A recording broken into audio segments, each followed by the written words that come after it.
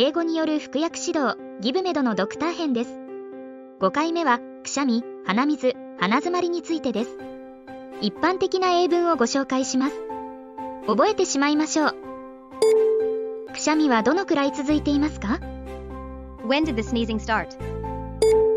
鼻水以外の症状はありますか？ Are you having any other symptoms besides a runny nose? 鼻詰まりは昼と夜、どちらがひどいですか？ Is your stuffy nose worse during the day or at night? アレルギーのご経験はありますか？ Do you have any allergies? ホコリやペットなどアレルギーを起こす可能性のあるものに接触していますか？ Have you been around dust, pets, or anything else that might trigger your allergies?